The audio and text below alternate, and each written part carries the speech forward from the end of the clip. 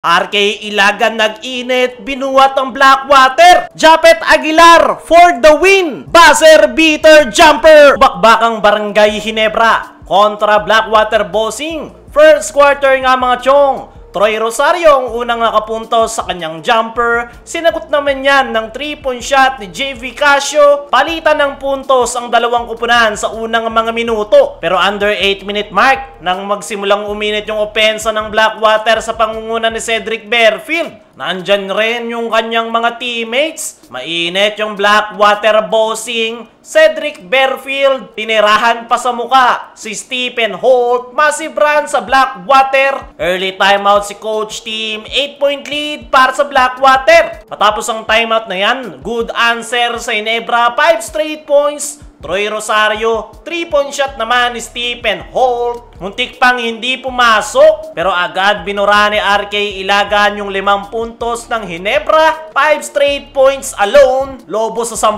abante ng Blackwater. Kaya naman humugot na si coach team sa kanyang bench players. 3-point shot ni RJ Abarrientos. Sagutan ng 3-point shot. David ang babawi sa Blackwater. Scotty makikisali sa 3-point party. Under a minute, palitan lang ng puntos yung dalawang kupunan.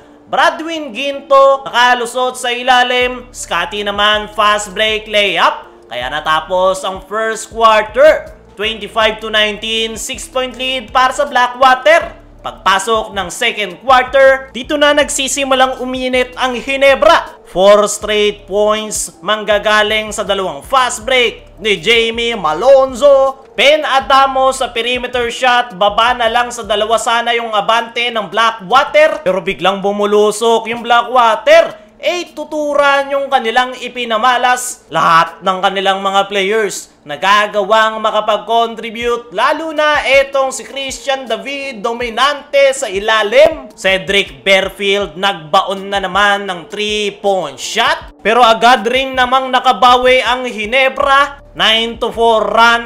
Mainit na si Stephen Holt. Sobra naman yung sipag ni Troy Rosario sa loob ng painted area. Grabe yung hassle ngayon ni Troy. Kasama niya dyan etong si Japet Aguilar. Papiso-piso lang sa perimeter. Baba sa isang kalamangan ng Blackwater. Matapos nyan, tuluyan ang nakuha ng Ginebra ang kalamangan.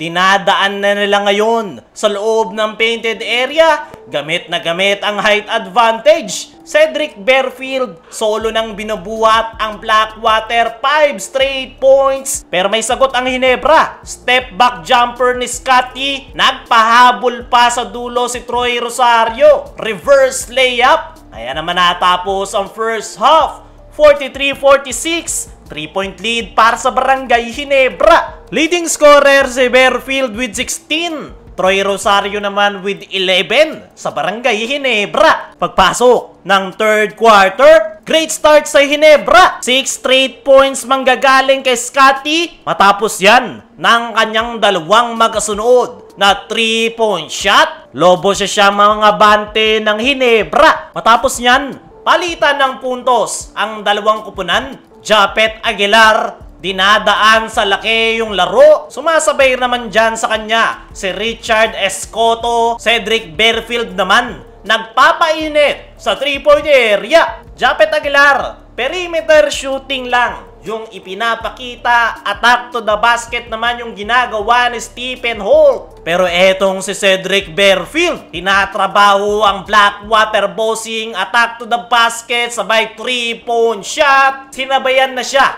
ni RK Ilagan. Corner 3-point shot. Burado yung kalamangan ng Barangay Ginebra. Matapos niyan, agad na nagbaon ng 3-point shot etong si Jamie Malonzo. Sumasagot ang Blackwater Bossing sa loob ng painted area. Pero another 3 sa Ginebra. Stephen Holt naman ang magbabaon. Ang kaso nga lang, mainit si RK Ilagan. Buhat na buhat ang Blackwater. Kinakain yung depensa ni Malonzo. Mabuti na lang ay nakapuntos pa si RJ sa dulo. Kaya natapos ang third quarter. 71-72. 1-point lead para sa Barangay Ginebra. Pagpasok ng fourth and final quarter, nananatiling mainit etong si RK Ilagan, pero sinagot naman niya ng 3-point shot ni RJ Abarrientos. 4 points naman ang counter ni RK Ilagan. Inatake pa si Japet, 4-point lead sa Blackwater, pero agad na sumagot sa kabilang dulo si Troy Rosario. Nagbaon pa ng 3-point shot si Scotty. Dalawang David nagsagutan sa 3-point area. Christian at Jason David naman